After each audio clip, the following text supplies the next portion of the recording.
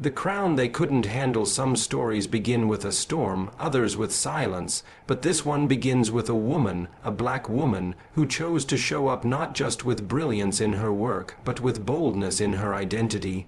She wasn't looking to start a fight. She was simply tired of shrinking. Her name, Zora Bell Knox, a rising star in a corporate tower, efficient, precise, and utterly unshakable. Until one morning, she walked in with her natural hair worn like a halo. She didn't break a rule, she just broke the unspoken code. Don't look too black in corporate America. And in a matter of hours, they showed her the door. They said it was about grooming standards, but really, it was about control, and that is exactly where our story begins. Fired for her natural crown, it was a Monday morning, the kind that tastes like fresh ambition and bitter coffee. Zora Bell Knox strode into the high-rise lobby of Valentine and Chase wearing her usual confidence and something else. Her hair, freed from the tight buns and pressed coils, her crown was on full display, a lush, coiled afro halo that whispered stories of heritage, pride, and unapologetic self-love. As she walked to her desk, the usual morning chatter dropped to a hush.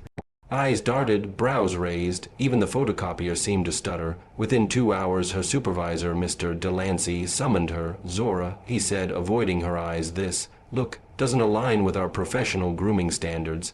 She blinked slowly. "You mean my hair?" He coughed. HR joined. The paper they slid across the table didn't mention hair. But everyone knew by 4:00 p.m. She was gone, fired, not for performance, not for misconduct, but for daring to be herself. A fire in her silence. The office door clicked shut behind her like a gunshot. Zora stood outside, clutching a cardboard box filled with her career, a framed degree, a desk plant, a coffee mug that read "I make money moves." Her curls bounced as she turned toward the sun. People expected tears, rage, a fight, but Zora gave them none of that. Instead, she gave the wind a whisper. "This isn't the end, it's just intermission." She found herself at a small diner hours later, coffee cold, laptop open, staring not at job listings, but at possibilities. She didn't want a new desk, she wanted a new throne. The fire they thought they extinguished was only beginning to burn, and in its flames Zora forged something fierce. She wasn't just going to return to the corporate world. She was going to own it, the blueprint of a dream. Zora didn't sleep that night. While the city buzzed beneath her apartment window, she stayed up sketching a dream, not a resume, but a vision, a company. Her company, Knox & Co., a financial consultancy built on truth, talent, and unapologetic identity. No code switching, no silence in meetings, no punishments for curls, coils, or culture. A firm where brilliance didn't come with a disclaimer. But dreams needed foundations, so she reached out. Old college friends, former clients, her mentor from Howard, even the corner store owner who used to invest in neighborhood kids. She pitched, polished, pivoted. She didn't have capital yet, but she had clarity and courage. Zora wasn't trying to build a company just for herself. She was laying bricks for every woman who'd ever been told to shrink, tame, or fade away just to belong. The blueprint wasn't on paper, it was already beating in her chest. Rejections, racism, and relentless hope. Reality hit fast and hard. Bankers smiled until they saw the business name. Investors nodded, then ghosted. One venture capitalist said, "It's a nice idea, but maybe too niche, too urban." Zora felt the sting, not once, dozens of times. Her business plan got called aggressive, her voice too assertive. Even her LinkedIn profile picture was questioned. "Maybe straighten your hair again for branding," a potential backer offered. She laughed. Cold, controlled, no. Funding stalled, doors closed, bills climbed. Still, Zora rose before dawn, pitching her vision in cafes, coworking spaces, even park benches. She sold her car, picked up consulting gigs on the side, ate canned soup more times than she could count, but she never shrank. Because every no echoed louder in her mind. This world wasn't built for you. So Zora decided, then I'll build my own. Building a tribe of the overlooked. Zora knew one truth early on. Power multiplies when shared. So while money was slow, something else grew. People, women like her. Overqualified, underestimated, fired for speaking up or not smiling enough, or like Zora wearing hair that didn't fit the culture. There was Amara, a genius analyst passed over 5 times for promotion. Layla, a branding wizard with ideas too bold for her old firm. And Chantel, a former HR manager who had once been forced to fire a black woman for her afro. Together, they weren't just employees, they were survivors. Fighters. Zora didn't need to train them to be excellent, they already were. She only had to give them a space to breathe, lead, and be seen. In rented rooms and on second-hand laptops, they built Knox & Co. From the inside out, with strategy, fire, and a sisterhood made of steel. This wasn't just business anymore. It was rebellion with a balance sheet. The fall of the tower that cast her out 2 years later, Zora got a tip.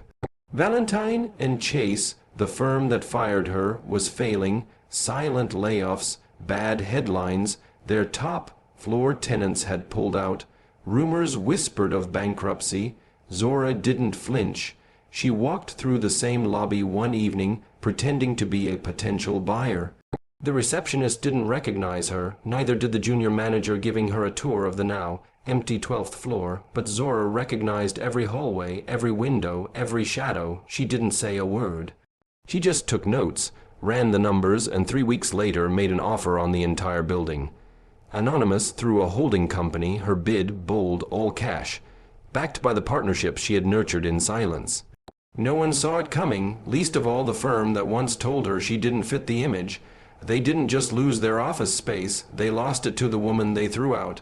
The queen buys the castle, the ink dried on the contract like a quiet thunderclap. Zora Bell Knox, the same woman who was once escorted out with a cardboard box, now held the deed to the entire building. Every polished tile, every brass elevator, every echoing hallway once filled with whispered judgment now belonged to her. Her holding company remained anonymous for now. She wanted the silence to sting a little longer as renovations began on the top 3 floors, now reserved for Knox & Co. Former tenants whispered, realtors called it a mysterious acquisition, but Zora didn't care for noise. She was too busy installing a boardroom with panoramic views where no one would ever be told their hair was too much. She didn't just buy an address, she bought the symbol of everything that tried to erase her. And in doing so, rewrote the rules of power, not with revenge, but with real estate. Her return was not a scene. It was a statement moving day came like a sunrise no one expected. Zora stepped out of her SUV in front of the very same revolving glass doors that once spun her into the streets. But this time she wasn't alone, flanked by her team Amara in power blue, Layla in velvet red, Chantel in golden heels. They walked in as a unit, confident, poised, unshakable. Zora wore the same white blazer from the day she was fired, but this time her afro was twice as bold, picked into a full, radiant crown that glowed under the lobby lights. Mr. Delancey stood behind the front desk, now working under a leasing company owned by her firm.